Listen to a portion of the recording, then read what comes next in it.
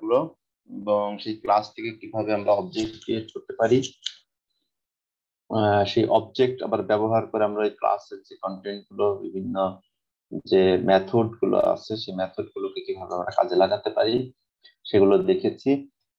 আজকে আমাদের দেখার কথা ছিল হলো জাভা যে কনস্ট্রাক্টর, একটা ক্লাসের মধ্যে কিছু ভেরিয়েবল থাকে, কিছু মেথড থাকে, কিছু কনস্ট্রাক্টর থাকে। আমরা ভেরিয়েবল এবং মেথড এগুলো আমরা গত ক্লাসে ডিসকাস করেছি। বিশেষ করে ভেরিয়েবলের যেমন দুটা টাইপ আমরা ডিসকাস করেছিলাম, স্ট্যাটিক ভেরিয়েবল, ইনস্ট্যান্স ভেরিয়েবল। দেন মেথডের ক্ষেত্রে আমরা কিছু টাইপ আমরা দেখেছিলাম, যে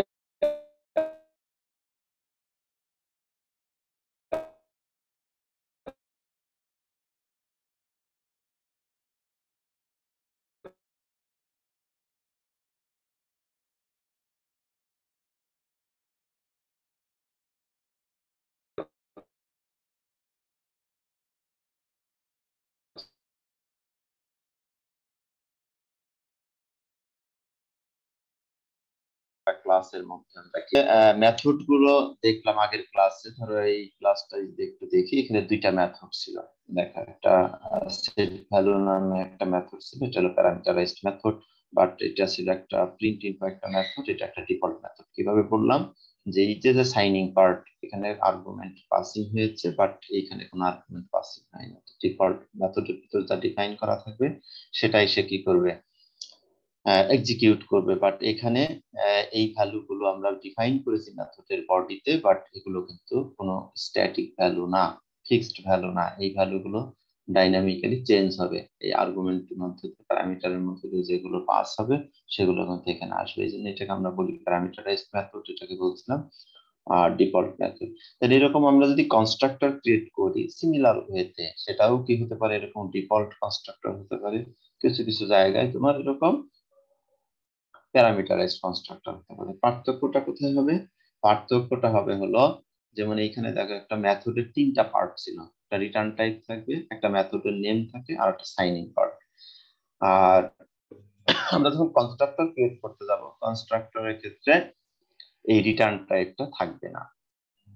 তার মানে সরাসরি একটা কনস্ট্রাক্টরের নেম থাকবে আর একটা সাইনিং পার্ট, যেটা এখানে প্যারামিটারাইজড হতে পারে, নন প্যারামিটারাইজড হতে পারে।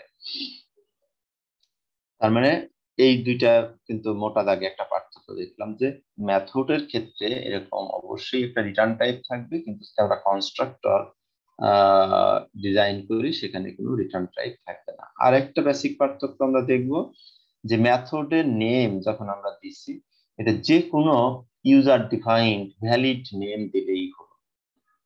কিন্তু কনস্ট্রাক্টরের যদি আমরা ক্রিয়েট করি, তাহলে কনস্ট্রাক্টরের নামটা অবশ্যই কি হবে, যে ক্লাসের মধ্যে আমরা তৈরি করতেছি, যে ক্লাসের কনস্ট্রাক্টর হবে ওই ক্লাসেরই নাম হতে হবে। তার মানে এটাকে যদি আমরা কনস্ট্রাক্টর বানাতে চাইতাম, তাহলে এই ডেফিনেশন থেকে আমরা কি কি করলে একটা কনস্ট্রাক্টর হতে বলতো? প্রথম হচ্ছে তার কোনো রিটার্ন টাইপ থাকবে না। দ্বিতীয়ত কি বলেছি, ওই ক্লাস নেমটাই হবে, মানে স্টুডেন্ট দিয়ে করতে হবে হবে। হলো কনস্ট্রাক্টরের নেম। তাহলে এটা যদি আমরা কনস্ট্রাক্টর বানাতে চাই, তাহলে কি ভয়েডটা থাকবে না, তাই তো? তার মানে আমরা যদি ধরো ভয়েডটা কেটে দিলাম, ভয়েডটা থাকবে না। আর এই ক্লাস নেমটা কি হবে? Student sir. হ্যাঁ, স্টুডেন্ট স্যার। স্টুডেন্ট ক্লাস, হ্যাঁ, এইটা হবে হলো মেথডের নামটা হবে তোমার এইখানে, এইটাই সেখানে আমাদের বসাতে হবে। আর বাকিগুলো যদি সেম থাকে কোনো সমস্যা নেই। তাহলে একটা কনস্ট্রাক্টর, তার মানে মেথড আর কনস্ট্রাক্টরের কাজও কিন্তু একই রকমই, কিন্তু শুধুমাত্র ডিজাইনের ক্ষেত্রে একটু পার্থক্য আমরা দেখলাম। এখন আমরা একটু ডিটেলসে যাই, দেখি পরের স্লাইড গুলোতে কি রেখেছি, কি বলতে চেয়েছি। এখানে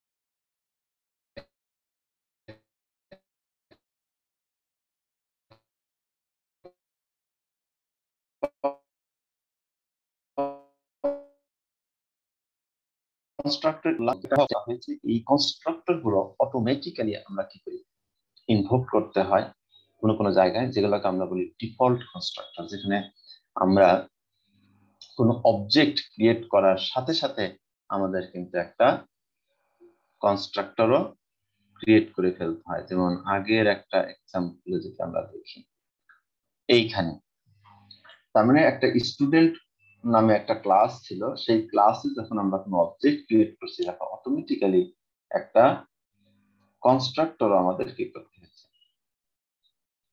ইনভোক করতে হয়েছে। এটা তাহলে এটা কি কোনো রিটার্ন টাইপ নাই, এটা একটা ক্লাসের নেম এবং একটা সাইনিং পার্ট আছে, অতএব এটা একটা কনস্ট্রাক্টর। এটা বুঝতে পেরেছি কিনা? এটা যে একটা কনস্ট্রাক্টর এটা তো ঠিক নাকি? জি স্যার। কারণ কি আমরা যে ডেফিনিশন করলাম কনস্ট্রাক্টরে কি থাকবে না, রিটার্ন টাইপ থাকবে না, সেটা একটা মেথডের মতোই দেখতে হবে, সিমিলার টু মেথড, কিন্তু তার কোনো রিটার্ন টাইপ থাকে না। আর তার মেথডের ওই মেথডের নামটা যদি কি হয়, ক্লাসের নেম হয় হুবহু, তাহলে তাকে আমরা একটা কনস্ট্রাক্টর, তাহলে এটা স্টুডেন্ট ক্লাসের একটা কনস্ট্রাক্টর। তাহলে স্টুডেন্ট ক্লাসের যখন আমরা কোনো অবজেক্ট ক্রিয়েট করছি অটোমেটিক্যালি এই কনস্ট্রাক্টরকে আমাদের কি করতে হয়, ইনভোক করতে হয়। এই জন্য আমরা বলছি যে আসলে কনস্ট্রাক্টরটা তুমি চাও আর না চাও, কোনো ক্লাসের যদি তুমি অবজেক্ট ক্রিয়েট করতে চাও তাহলে কিন্তু অবশ্যই তোমাকে একটা কনস্ট্রাক্টর কি করতে হবে, নিয়ে আসতে হবে, ইনভোক করতে হবে ওখানে। এটা হলো ডিফল্ট কনস্ট্রাক্টর। আদার দেন তোমার আরো বিভিন্ন জায়গায় কি করতে হতে পারে, কিছু কিছু জায়গায় প্রয়োজনের সাপেক্ষে আরো একাধিক কনস্ট্রাক্টর আমরা এই ক্লাসে এক্সিকিউশনের জন্য আমরা ক্রিয়েট করে আসতে পারি। কিন্তু এটা যেটা কনস্ট্রাক্টর আমরা দেখলাম যেগুলো অটোমেটিক্যালি আমাদের ইনভোক করতে হয়, এটা মেইন মেথডের মধ্যে এক্সিকিউশনের সাথে এটা আমাদের ক্রিয়েট করতে হয়। এর বাইরেও তুমি অন্যান্য যে ক্লাস, আদার যে ক্লাসগুলো থাকবে সেই ক্লাসের মধ্যে মেথড যেভাবে আমরা ডিফাইন করে আসলাম সেরকম আমরা কনস্ট্রাক্টরও কি করতে পারবো, ডিফাইন করতে পারবো, এবং তার সুযোগ সুবিধা আমরা বিভিন্ন সময় নিতে পারবো। যেমন ধরো এই কোডিং এর মধ্যে আমরা দুটো মেথড রাখছিলাম, এইখানে আমরা এরকম একাধিক কনস্ট্রাক্টর আমরা করতে পারি, রেখে দিতে পারি। তাহলে কনস্ট্রাক্টর দিয়েও আমরা সেই কাজগুলো করতে পারবো। দেন আমরা বলছি যে কিছু ফিচার, কমন কিছু ফিচার। তাহলে কনস্ট্রাক্টর এক নাম্বার যদি বলি স্পেশাল টাইপ অফ মেথড, তার মানে এটা মেথডের মতো দেখা গেলেও বা মেথডের সাথে অনেক সিমিলারিটি থাকলেও এটা কিন্তু হুবহু মেথড না। এজন্য আমরা বলছি এটা one kind of special method. Special method এর মতো যদি আমরা ট্রিট করি তাহলে এইভাবে বলা যেতে পারে কনস্ট্রাক্টর হচ্ছে একটা স্পেশাল টাইপ অফ মেথড। যেমন মেথডের বলছিলাম আমরা, ওখানে অবশ্যই একটা রিটার্ন টাইপ থাকবে, কিন্তু কনস্ট্রাক্টর যদি হয় সেখানে কোনো ধরনের রিটার্ন টাইপ থাকবে না। যেমন কিছু কিছু যেটা ডিফল্ট কনস্ট্রাক্টর, যখন আমরা অবজেক্ট ক্রিয়েট করি তখন অটোমেটিক্যালি তাকে ইনভোক করতে হয়, ঠিক আছে? কিন্তু মেথড কি এরকম আমাদের কোনো শর্ত নেই যেখানে আমাদের অটোমেটিক্যালি ইনভোক করতে হবে। সেম অ্যাজ ক্লাস নেম, তার মানে মেথডের নামটা যদি ক্লাসের নাম হয় তাহলে সেটা আমরা বলছি কনস্ট্রাক্টর। তার মানে কনস্ট্রাক্টরের নাম অবশ্যই কি হতে হবে, একটা ক্লাসের নেমে হতে হবে। আর মেথড যে কোনো নামে হয়, সাথে সাথে কিন্তু দুইটা জিনিস আমরা কম্পেয়ারও করে ফেললাম, কোনটা ক্লাস হবে, সরি কোনটা মেথড হবে, কোনটা কনস্ট্রাক্টর হবে। এখানে যদি আমরা দেখি একটা বেসিক স্ট্রাকচার কনস্ট্রাক্টরের, তাহলে কনস্ট্রাক্টর নেম আর আমরা একটা ক্লোজ থার্ড ব্র্যাকেট দিই, যেটা মেথডের মতো দেখা যাচ্ছে, শুধু পার্থক্যটা হচ্ছে কনস্ট্রাক্টর নেমের আগে কোনো এখানে দেখো রিটার্ন টাইপ নেই, মেথড থাকলে এখানে একটা রিটার্ন টাইপ থাকতো, এটা একটা হতে পারে। কিন্তু এখানে কোনো প্যারামিটার আমরা দেইনি এই কনস্ট্রাক্টরের মধ্যে, অথবা কনস্ট্রাক্টর নেম প্যারামিটার। তার মানে এইখানে কিন্তু দুই ধরনের কনস্ট্রাক্টর আমরা দেখলাম, এখানে দুই ধরনের মেথড আমরা দেখছিলাম, একটা হচ্ছে ডিফল্ট মেথড আর ডিফল্ট, এখানে দেখলাম ডিফল্ট কনস্ট্রাক্টর, আর একটা দেখছিলাম হলো প্যারামিটারাইজড মেথড, যেখানটা বিভিন্ন ধরনের প্যারামিটার আমরা পাস করতে পারি। এখানেও কনস্ট্রাক্টরের মধ্যে দিয়ে আমরা কি করতে পারবো, প্যারামিটার পাস করতে পারবো। তাহলে এই দুইটা স্ট্রাকচারেই আমরা কি করতে পারবো, কনস্ট্রাক্টর ব্যবহার করতে পারবো। যেমন প্রথমটা এটা অলরেডি আমরা দেখে আসছি, কোনো অবজেক্ট ক্রিয়েট করার সাথে সাথে আমাদের একটা ডিফল্ট কনস্ট্রাক্টর আমাদের ইনভোক করে নিতে হয় মেমোরিতে তার জায়গা অ্যালোকেট করার জন্য। এই জন্য আমরা এই ধরনের কনস্ট্রাক্টর ব্যবহার করছি। এখন আমরা আজকের ক্লাসে যেটা দেখবো, যদি প্যারামিটারাইজড কনস্ট্রাক্টর যদি আমরা ব্যবহার করতে চাই তাহলে সেটা কেমন হবে। তাহলে আমরা আগের ক্লাসের ওই কোডটাই যদি একটু যেটা করেছিলাম একটু যদি আমরা দেখতে চাই, খেয়াল করো। ওইখানে আমরা একটা ক্লাস ক্রিয়েট করেছিলাম, কি ছিল? ক্লাস স্টুডেন্ট, না? স্যার স্টুডেন্ট নামে একটা আমরা ক্লাস ক্রিয়েট করে রেখেছিলাম। সেখানে আমরা 3টা ভেরিয়েবল রেখেছিলাম, স্ট্রিং, নেম, আর কি ছিল? Department sir. ডিপার্টমেন্ট। ওকে, আর কি ছিল বলতো? টাইপের ID ID. Sir, ID sir. ID ছিল। ইন্টিজার টাইপের আইডি ছিল, এটাই রাখলাম। ওখানে 2টা কি ছিল? মেথড ছিল। আমরা এবার একটু একটা কনস্ট্রাক্টর যদি এখানে নিয়ে আসতে চাই, সেটা করতে চাচ্ছি। যেমন সেট ভ্যালুটাই, যেটা মেথড ছিল, ওই কাজটা আমরা যদি কনস্ট্রাক্টর দিয়ে করতে চাই, তাহলে কি হবে? তাহলে কনস্ট্রাক্টরের ইয়েটা কি? ক্লাস নেম সিনট্যাক্সটা হবে কি স্যার, হবে? তাহলে স্টুডেন্ট ক্লাস, হবে কোনো স্যার। রিটার্ন টাইপ থাকবে না, তাই তো? তাহলে স্টুডেন্ট, এটা কনস্ট্রাক্টরের নেম, একটা ক্লোজ ফার্স্ট ব্র্যাকেট, এইখানে আমরা প্যারামিটার ছিল, প্যারামিটার আমরা পাস করে দিতে চাই, ঠিক আছে?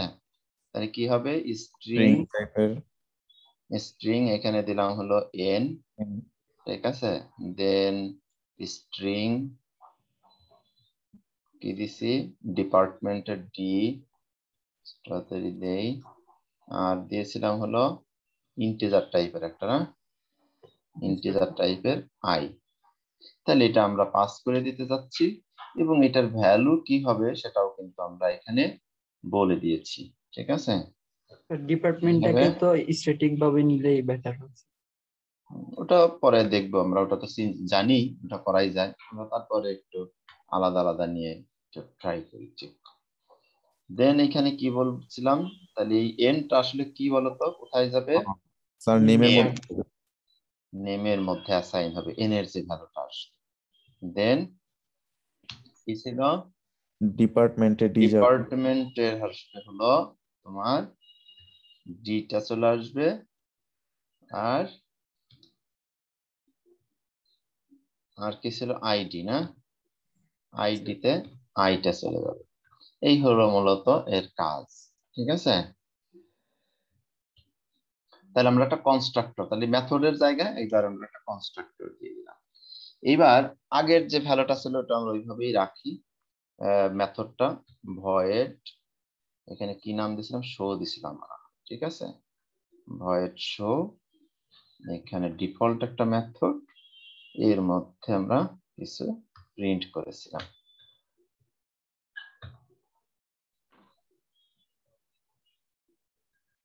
System dot out dot print line,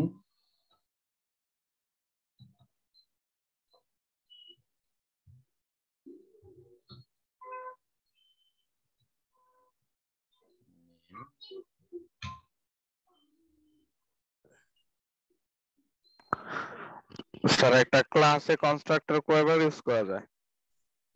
1000 বার করতে পারো, কোনো সমস্যা নেই। শুধুমাত্র এইগুলা তুমি চেঞ্জ করো, প্যারামিটার চেঞ্জ করে করে তুমি যতবার খুশি ততবার ব্যবহার করো, সেম করতে পারবে না, সেম কনস্ট্রাক্টর একটাই, ঠিক আছে? তুমি একটা ডিফল্ট কনস্ট্রাক্টর ব্যবহার করো, একটা দিয়ে শুধুমাত্র নাম পাস করো, একটা দিয়ে শুধু ডিপার্টমেন্ট পাস করো, একটা দিয়ে শুধু তোমার রোল নাম্বার পাস করো, তাহলে 3টা কনস্ট্রাক্টর, 4টা কনস্ট্রাক্টর হলো। আর একটা দিয়ে 2টা দাও, আর একটা দিয়ে একটা দাও, আর একটা দিয়ে এই 2টা দাও, ঠিক আছে? এরকম বিভিন্ন কম্বিনেশন করে তুমি যতগুলো খুশি ততগুলো তুমি করতে পারো, বুঝতে পারছো? ওটাও আমরা দেখবো। এটাকে বলা হয় হচ্ছে কনস্ট্রাক্টর ওভারলোডিং বা মেথড ওভারলোডিং। যখন যাব, সেম নামে একাধিক কনস্ট্রাক্টর তৈরি করা যাবে এবং সেম নামে একাধিক মেথডও তৈরি করা যাবে। স্যার নিচে তো আমরা প্রিন্টের জন্য আবার স্যার আলাদা স্যার মেথড ইউজ করছি, ওইখানে কি আমরা যদি আবার কনস্ট্রাক্টর ইউজ করতে চাইতাম? এইখানে তাও পারবা, কোনো সমস্যা নেই। তখন ডিফল্ট কনস্ট্রাক্টর নিয়ে আসতে হবে, ঠিক আছে? এখানে যদি আমরা ডিফল্ট কনস্ট্রাক্টর রাখতাম তাহলেও কিন্তু এটা দিলে হয়ে যেত, ঠিক আছে? জি স্যার। তাহলে তোমার কোনো প্যারামিটার পাস করা যাবে না এখান দিয়ে।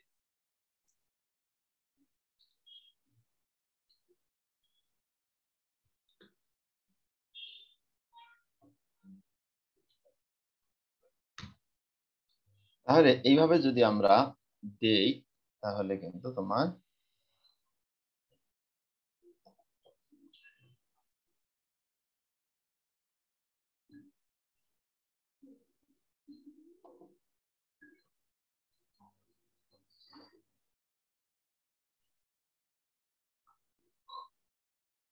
এখন আমরা যদি অবজেক্ট যেভাবে একটা ক্লাসের অবজেক্ট ক্রিয়েট করেছিলাম সেটাও যদি আমরা সেম ওয়েতে এখন করি, দেখো মেইন যে ক্লাসটা ছিল, মেইন ক্লাস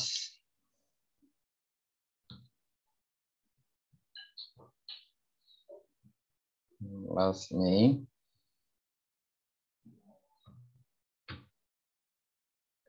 এটার ভিতরে একটা মেইন মেথড ছিল পাবলিক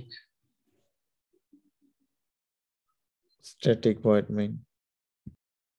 পাবলিক স্ট্যাটিক ভয়েড নেই, এই হলো তোমার মেথড ছিল, তাই তো?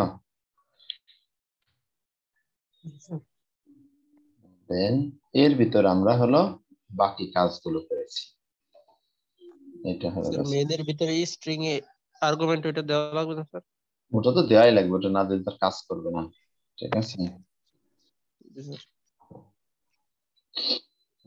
ওটা দিয়েও সমস্যা নাই, আমরা মূল কাজটা করি। এটা তাহলে কি বলবো বলো তো? একটা অবজেক্ট ক্রিয়েট করব, অবজেক্ট ঠিক ক্রিয়েট আছে? করছি, অবজেক্ট ক্রিয়েট করার সিনট্যাক্সটা কি ছিল? স্টুডেন্ট ক্লাস নেম ক্লাসের দেন ইউজার ডিফাইন্ড একটা স্টুডেন্ট অবজেক্ট, একটা অবজেক্ট s1 দিলাম ইকুয়াল টু এখানে একটা নিউ Student. অপারেটর দেন একটা কনস্ট্রাক্টর, এই যে দেখো একটা কনস্ট্রাক্টর ব্যবহার করে দিলাম, ঠিক আছে? জি স্যার। জি স্যার। এখন যেটা সুবিধা, আগে তো এটা আমরা ডিফল্ট কনস্ট্রাক্টর ক্রিয়েট করে আমরা মেথড কল করতাম, তাই না? এখন আমার দেখো সুবিধাটা হলো এই যে কনস্ট্রাক্টরটা ক্রিয়েট করলাম, তাহলে এই কনস্ট্রাক্টরটা কিন্তু সে ওই ক্লাসের অ্যাড্রেস বোঝাচ্ছে, এই স্টুডেন্ট এইটা দেখেই বুঝবে যে এটা আসলে কোন ক্লাসের, সেটা খুঁজবে তাহলে স্টুডেন্ট ক্লাস কোথায় আছে ওই প্যাকেজের মধ্যে, তখন এখানে এসে দেখবে যে এখানে একটা স্টুডেন্ট ক্লাস আছে, ঠিক আছে? এর মধ্যে ঢুকবে। যদি স্টুডেন্ট কনস্ট্রাক্টরের মধ্যেই যদি আমরা সরাসরি প্যারামিটার দিয়ে দিই, সেটা দিয়ে তুমি ইজিলি কি করতে পারবা, কাজ করতে পারবা, ঠিক আছে? যেমন এটা এইভাবেও তুমি করতে পারো, যেটা আমরা এইখানে করেছি। এইখানে যদি আমরা মেথড যেভাবে কল করছিলাম, যেমন ধরো s1 ডট, এখানে একটা সেট ভ্যালু কল করছিলাম না? কিন্তু তুমি এটা না করে কি করতে পারো, ডিরেক্ট প্যারামিটার পাস করতে পারি আর স্যার। আমি তো new student direct parameter pass করতে পারি। স্টুডেন্ট, তাহলে এখানে কি বলছিলাম, ভ্যালু পাস করে দিয়েছিলাম, যেমন বলছিলাম হলো ইব্রাহিম, ঠিক আছে? ইব্রাহিম দেন তার হলো ডিপার্টমেন্ট, যেহেতু স্ট্রিং তোমাকে কোলন দিয়ে দিতে হবে, তারপরে ছিল কি ডিপার্টমেন্ট সিএসসি, দেন ছিল একটা আইডি, হ্যাঁ আইডি 211, তারপরে 9 কত যেন 0 902055 না? স্যার এই এইটা প্যারামিটার ছিল, আমরা নিউ স্টুডেন্ট যে লিখছি ওইখানেও পাস করে দিতে পারতাম। হ্যাঁ ওটাই বলছি, তার মানে আমরা আগে যেভাবে দেখলাম মেথড যেভাবে করছি ওইভাবে তুমি এখানেও করতে পারো, কিন্তু এখানে দেখলাম যে একই কনস্ট্রাক্টর আমাকে দুইবার ব্যবহার করতে, তাহলে আমরা এই ডিফল্ট কনস্ট্রাক্টরটা না রেখে এখানে যদি প্যারামিটার সেট করে দিতাম তাহলেও কিন্তু তোমার হয়ে যেত, ঠিক আছে? আমরা সরাসরি এইটাই আমরা কি করতে চাই, এইখানে যদি আমরা দিয়ে দিই তাহলে আর তোমার আলাদা করে এটা লিখতে হবে না, বুঝছো? তাহলে আর এটা আমরা আলাদা করে লিখবো না, এটা করে অবজেক্ট ক্রিয়েট হবে এবং ওই মেমোরিতে যে জায়গাটা ক্রিয়েট করলো তার ভ্যালু সে কি করে দেবে, অর্থাৎ শুধু জমি রেজিস্ট্রি হবে না, জমিতে একদম ফসল সহ রেজিস্ট্রি হয়ে যাবে, ঠিক আছে? ফাঁকা জমি না, পতিত জমি না, তুমি 1 বিঘা জমি কিনছো, সে জমিতে ধান সরিষা যাই বলো গম একসাথে পেয়ে যাবা। আগে হচ্ছে আমরা কনস্ট্রাক্টরের জন্য স্পেস ক্রিয়েট করতাম, এখন শুধু হচ্ছে স্যার স্পেস একেবারে ক্রিয়েট করতাম, একবারে ফসল সহ জমি পেয়ে গেল। ঠিক আছে, জি স্যার। এই হলো তোমার পার্থক্য। এটা বুঝতে পারছো কিনা? এখন তুমি যত অবজেক্ট ক্রিয়েট করবা সিমিলার ওয়েতে তুমি এই অবজেক্টটা ক্রিয়েট করতে পারো। ঠিক আছে? হুম। জি স্যার। এখন আমরা আরেকটা জিনিস দেখবো, শুধুমাত্র এখানে আরেকটা এক্সাম্পল দিই তাহলে বোঝার সুবিধা হবে। সিমিলার ওয়েতে আরেকটা যদি আমরা কনস্ট্রাক্টর ক্রিয়েট করি, এখানে অবজেক্টটা চেঞ্জ করে দিলাম, কনস্ট্রাক্টর সেম আছে, শুধু ভ্যালু গুলো চেঞ্জ হতে হবে না। এখানে কারে দিয়েছিলাম? রোমানকে দিয়েছিলাম। রোমান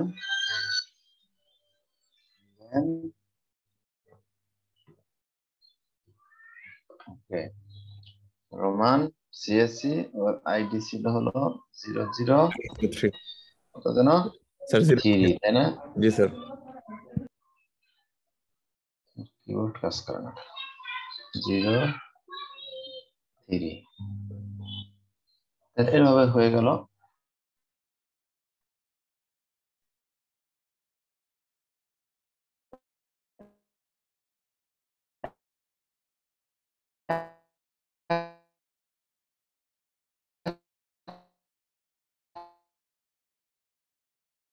এখন আমরা চাচ্ছি সেট করতে হবে কল।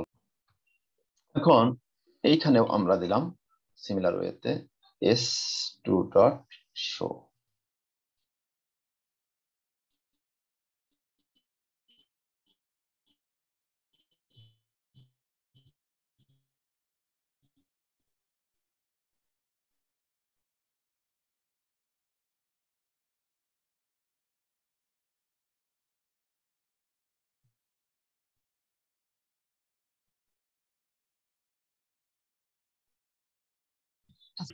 প্রত্যেকটা অবজেক্টেরই আমরা নাম, ডিপার্টমেন্ট এবং আইডি আসলে দেখতে চাই।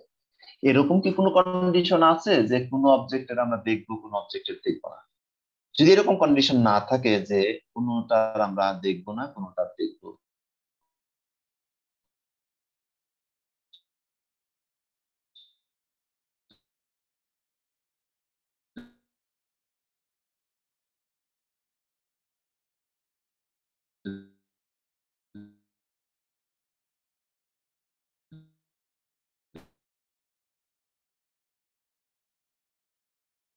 সিমিলার ওয়েতে এই মেথডের মধ্যেও আমরা এই কন্ডিশন কিভাবে কাটে সিমিলার। দেখো এখানে এত কিছু করবো না, ঠিক আছে? এইখানে তাহলে মেথডটাকে আমরা কল করে দিব, যেহেতু আমরা কনস্ট্রাক্টর লাগছে যত অবজেক্ট ক্রিয়েট করছি। ঠিক আছে, তাহলে এইখানেই যদি আমরা এই মেথডটাকে যদি আমরা কল করে দেই,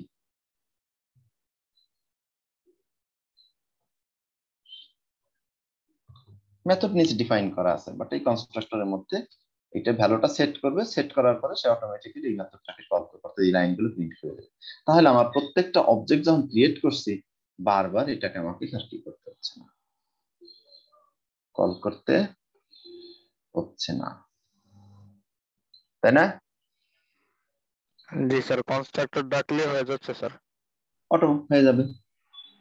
তাহলে এগুলো আমরা কিন্তু এরকম করে, তাহলে দেখো আমি যেটা বলছি, যা যা আসলে এরকম কমন প্রপার্টিস, কমন কাজ, কমন অ্যাক্টিভিটিস, এগুলো সব অবজেক্টের জন্য প্রযোজ্য, সেগুলোকে আমরা কি করব? এই দিকটা কমায় ফেলবো, মেইন মেথড থেকে সেগুলো কমায় ফেলবো, কমায় সেগুলোকে কোথায় নেব?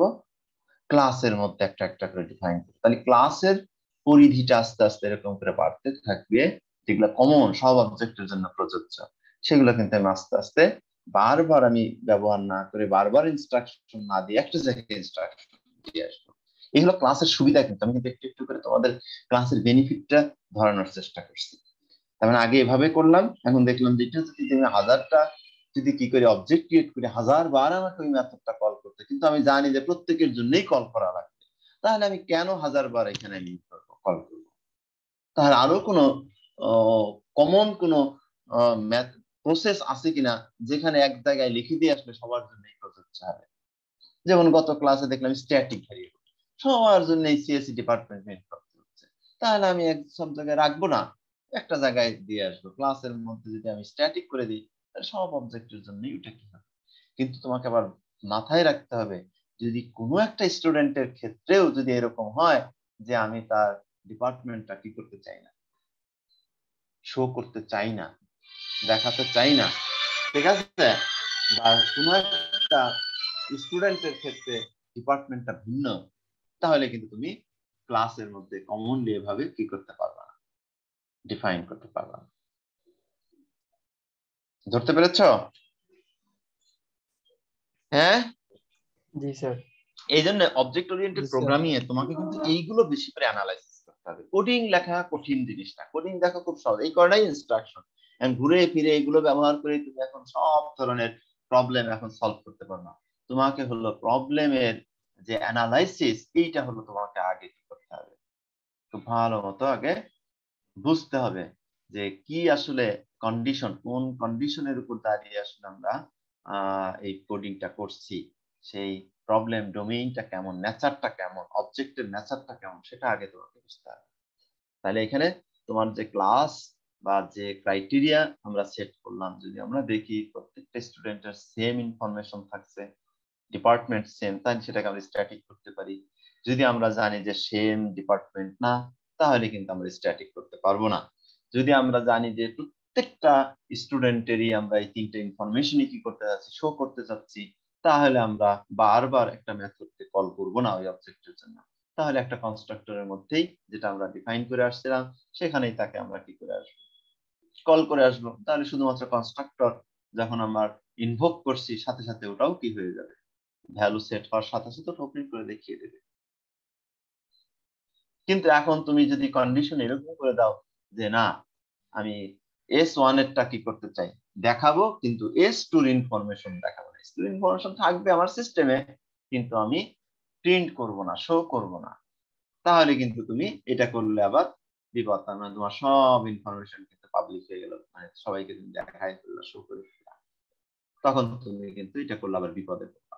এই জন্য তোমাকে আগে ক্রাইটেরিয়াটা বুঝতে হবে যে আসলে কি চাচ্ছি, আমার চাওয়াটা কি, আউটপুটটা কি হবে, তার উপর তোমাকে এই ধরনের ডিসিশন নিতে হবে। এখন ধরো এইটা আমরা দিলাম যে তিনটাই আমরা এরকম, এখন একটা কন্ডিশন তোমাকে দেয়া হলো যে না, আমরা সবই প্রিন্ট করব, ঠিক আছে, ইব্রাহিমের ক্ষেত্রে আমি দেখাবো, ডিপার্টমেন্ট দেখাবো, নাম দেখাবো, আইডি দেখাবো, তিনটেই দেখাবো, ঠিক আছে, কিন্তু তানভীরের ক্ষেত্রে শুধুমাত্র আইডি দেখাবো, তার নামটা আমি দেখাবো না। তাহলে কি হবে, ধরো এইরকম 1000টা অবজেক্ট আছে, 1000টা অবজেক্টের মধ্যে কিছু কিছু ইনফরমেশন সিক্রেট, কেউ কেউ তার নামটা প্রকাশ করতে চায় না, ঠিক আছে, বলছে যে না আমার নামটা আমি দেখাবো না। বা কোনো কোনো জায়গায় ধরো তার এজ আছে, এজটা অনেকেই কি করতে চায় না, শো করতে চায় না, বিশেষ করে আমাদের মেয়েরা। যারা মেয়েরা জি আছে, স্যার। এটা প্রাইভেট একটা সিক্রেসি তারা রাখতে চায়। তাহলে এইরকম তুমি যদি কন্ডিশন দাও, তাহলে কিন্তু সবকিছু সবাই কি করে জেনে গেল। তাহলে তুমি এখন এরকম তিনটা ক্রাইটেরিয়া পেলে, একজন হলো নাম শো করবে না, একজন হচ্ছে তোমার কি করবে না, এজ শো করবে না, আর একজন হচ্ছে তোমার ধরো যদি ফোন নাম্বার দেওয়া আছে কথার কথা, তাহলে ফোন নাম্বার শো করবে না, ঠিক আছে, বেসিক ইনফরমেশন এটা দেবে, এটা দেবে। তাহলে এই ক্ষেত্রে তোমার কিন্তু কন্ডিশন কটা হয়ে গেল, তিনটা। তিনটা। তার মানে 1000টা অবজেক্ট আছে, 1000-এর মধ্যে তুমি 3 ধরনের ইনফরমেশন শো করবে। তাহলে তুমি এইটা যদি ইমপ্লিমেন্ট করতে চাই, তাহলে কি করতে হবে, স্যার 3 ধরনের মেথড তৈরি করব, যেটার মধ্যে 3 ধরনের মেথড ক্রিয়েট করবো, তাই তো? 3 জি স্যার। ধরনের মেথড ক্রিয়েট করলে এটা আমরা পেয়ে যাব। আর Good. স্যার শো মেথডটাকে ওই তখন কনস্ট্রাক্টরের ভিতর থেকে আর কল দেওয়া যাবে। কনস্ট্রাক্টরের ভিতর থেকে আর কল দেওয়া যাবে না, বাইরে রাখতে হবে। তখন বলতে হবে যে s1 dot show 1, s2 dot show 2, s3 dot এরকম শো 3 বা শো 1, যার ক্ষেত্রে যেটা প্রযোজ্য। এই যে তোমরা তো ভালো, তো বুঝতে পারছো তো, আমার বলার আগেই দেখি তোমরা বুঝে ফেলছো। হ্যাঁ, তোমাদের ক্লাস নিয়ে তো আমি খুব মজা পাচ্ছি।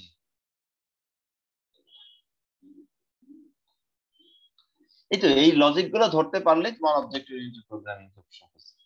বিভিন্ন মেকানিজম আছে, মেকানিজম গুলো শুধু আমরা জানবো, কিন্তু প্রয়োগটা তোমাকে এরকম করে ধরে ধরে করতে হবে। বিভিন্ন অবজেক্টের নেচারটা তোমাকে বুঝতে হবে, বুঝে তোমাকে অ্যাপ্লাই করতে হবে। ঠিক আছে না? তাহলে আমাদের ক্লাস কিন্তু এই স্লাইডের যা আছে টপিক শেষ। ঠিক আছে, নতুন একটা স্লাইড আমরা যেতে চাই, তো তার আগে আমরা একটু এটা এন্ডিংটা নিই।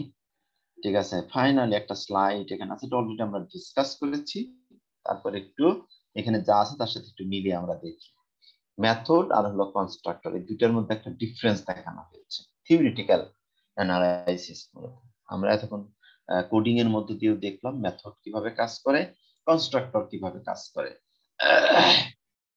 মেথডের স্ট্রাকচার কেমন, কনস্ট্রাক্টরের স্ট্রাকচার কেমন, ওগুলোই একটা টেবিল আকারে এখানে রিপ্রেজেন্ট করা হয়েছে। দেখো, method can be any user defined name. তাহলে আমরা বলছি মেথডের নাম কি হতে পারে, যে কোনো ধরনের ভ্যালিড একটা ইউজার ডিফাইন্ড নাম হতে পারে। কিন্তু কনস্ট্রাক্টর কি হতে হবে, constructor must be class name, তাই না? এটাই দেখলাম তো।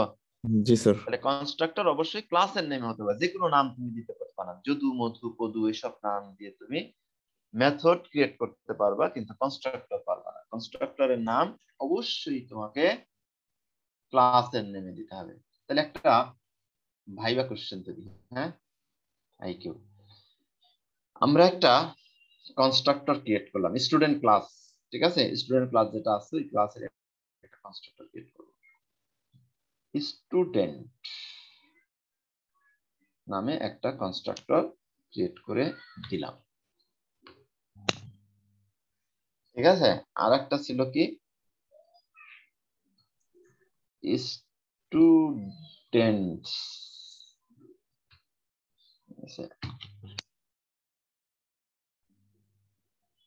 এটার আগে একটা ধরো কি দিতে হবে, তাহলে রিটার্ন টাইপ দিতে হবে। তাহলে এটা হলো, নিচেরটা হলো মেথড, উপরেরটা হলো একটা কনস্ট্রাক্টর, তাই না? জি স্যার। এখন উপরেরটার আগেও একটা ভয়েড বসায় দিলাম, তাহলে কি হলো, ওটাও স্যার মেথড হয়ে গেল। মেথড হয়ে গেছে। দেখি মেথড হয়ে গেল।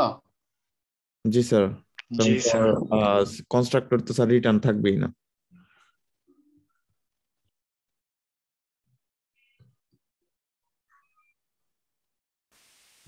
এখন দেখো ডেফিনেশন বলো, method can be any user defined.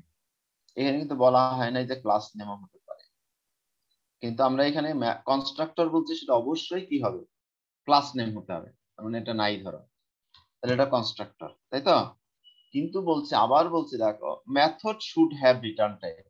তাহলে মেথডের একটা অবশ্যই রিটার্ন টাইপ থাকতে হবে, কিন্তু কনস্ট্রাক্টরের কোনো রিটার্ন টাইপ থাকা যাবে না। কিন্তু এখন কনস্ট্রাক্টরের আগে আমি একটা রিটার্ন টাইপ বসাই দিলাম,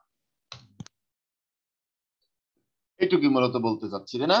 তাইলে এবার কি কন্ডিশন হবে, তোমরা এটা বলতে একটা মেথড হয়ে যাবে, তাই তো? কিন্তু এটার নাম তো ক্লাস নেম, তাও হবে মেথড? জি স্যার। জি স্যার, হতে পারবে। তাও হবে স্যার। তার মানে এই যে ইউজার ডিফাইন নেম বলছি, তার মানে ইউজার ডিফাইন নেম সেটা ক্লাস নেমই হোক আর যা ইচ্ছা তাই হোক, সেটা বিষয় না। যদি তার একটা রিটার্ন টাইপ থাকে তাহলে সেটা কি হয়ে যাবে, মেথড হিসাবে কাজ করবে, তাই তো? জি স্যার। জি স্যার। গুড।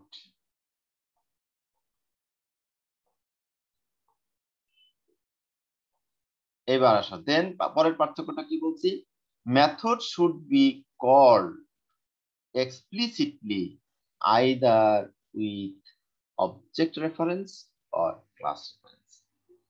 তার মানে ক্লাস রেফারেন্সে কখন ক্রিয়েট হয় বলতো, মেথড, ক্লাস রেফারেন্স আর হলো অবজেক্ট রেফারেন্স। তোমাদের এটা দেখাইনি এখনো, call by value, call by reference, এটা আর উপরে দেখাবো। তার মানে মেথড এই দুইটা পদ্ধতিতে কি করা যায়, কল করা যায়, ঠিক আছে? কিন্তু কনস্ট্রাক্টর কি হয়, it will be called automatically whenever object is created। আমরা যখনই আমরা অবজেক্ট ক্রিয়েট করি, অটোমেটিক্যালি একটা ডিফল্ট কনস্ট্রাক্টর কিন্তু তোমার ক্রিয়েট হয়ে যায়। Method is not provided by compiler in any case।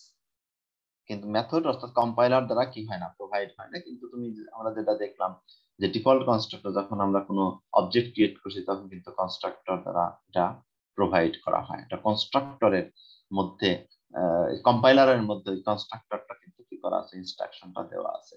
তার মানে ওইখানে যেটা কনস্ট্রাক্টর সে না পায় তাহলে কিন্তু কি হবে না, কোনো মেথড কোনো অবজেক্ট ক্রিয়েট হবে না।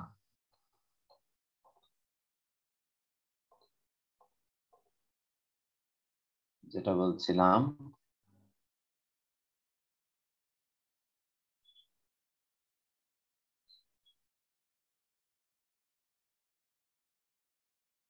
ডিফল্ট কনস্ট্রাক্টর,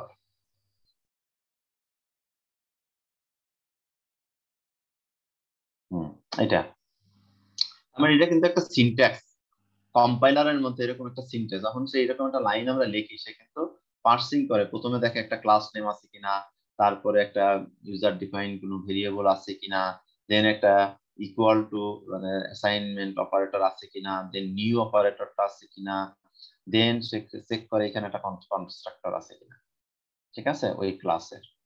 তাহলে এটা কিন্তু একটা কম্পাইলেশন পদ্ধতি, একটা সিনট্যাক্স তাকে ফলো করতে হয়। কিন্তু মেথডের ক্ষেত্রে এরকম কোনো সিনট্যাক্স ফলো করতে হয় না, তাকে অবজেক্ট দ্বারা অথবা কোনো রেফারেন্স দ্বারা তাকে কি করতে হয়, কল করতে হয় মেথডের ক্ষেত্রে। এটাই ওখানে বলার চেষ্টা করা হয়েছে। যেটা বলছিল তাহলে কি এরকম, the Java compiler provides a default constructor if we do not have any constructor।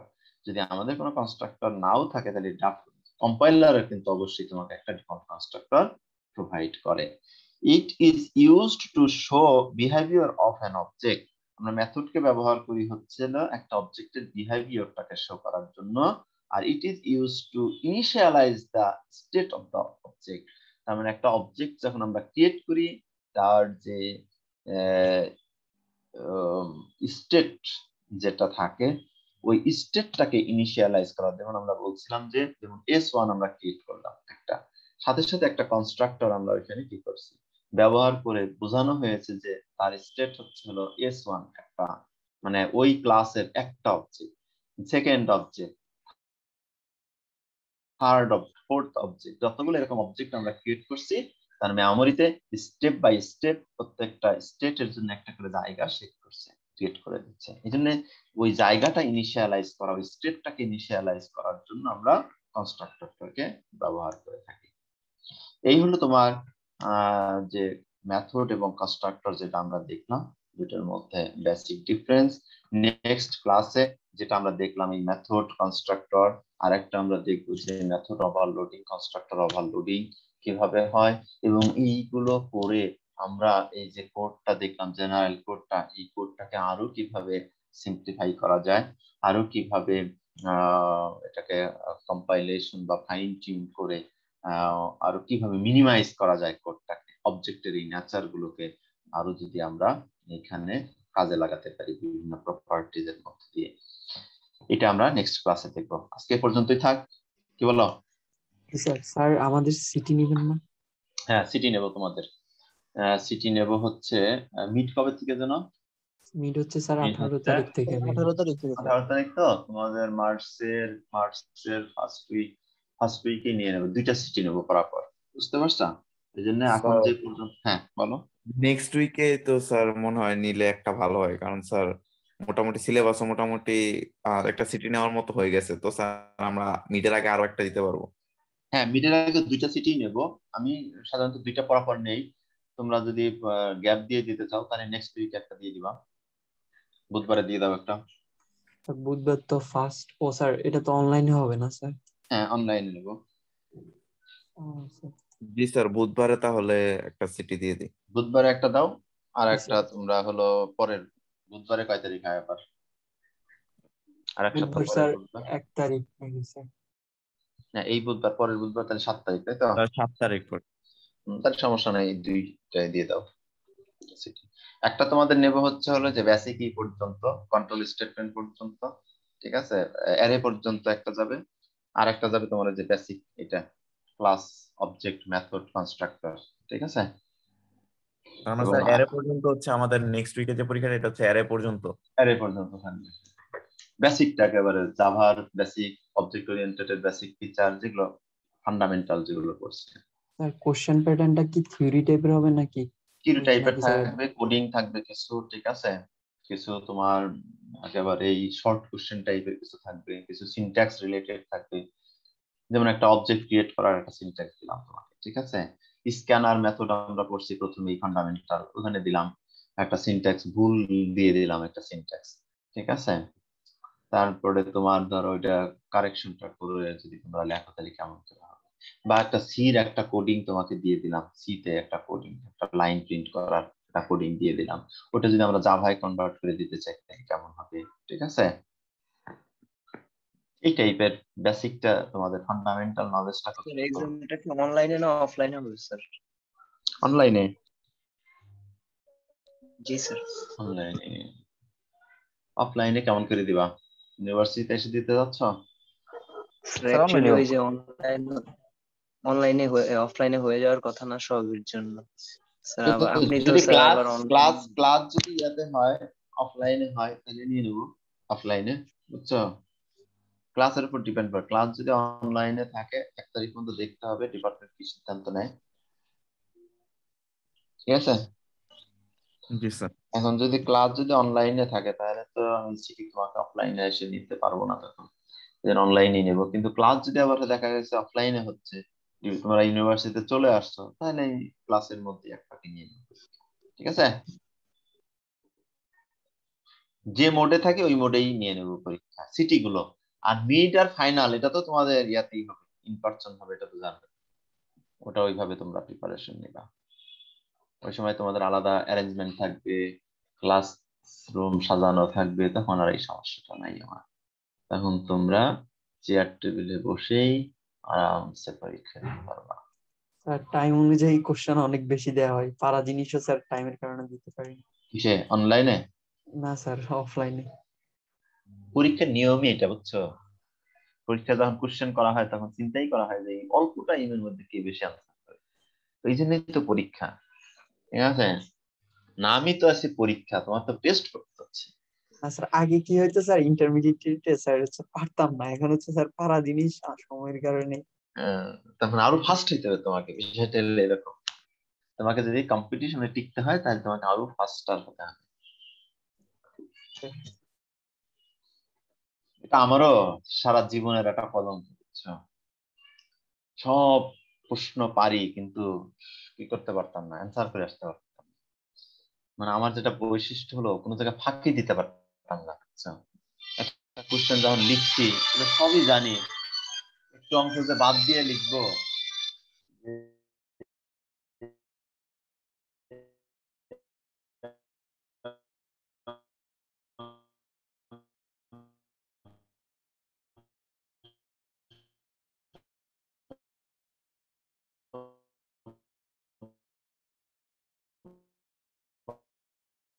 পাঁচ মার্কের কোশ্চেন 3 মার্কের এরকম আমাকে ছেড়ে আসতেই হতো। এমন কোনো পরীক্ষা নাই আমার মনে পড়ে না, আছে কোনো লাইফে 1-2টা পরীক্ষা দিয়েছে এরকম ফুল অ্যান্সার করে, কিন্তু প্রত্যেকটা পরীক্ষায় আমাকে এরকম 1-2-3 মার্কে সময়ের অবস্থায় আসতে হয়, বুঝছো। ঠিক আছে, তাহলে একটু অ্যাটেন্ডেন্স দিয়ে তোমরা তাহলে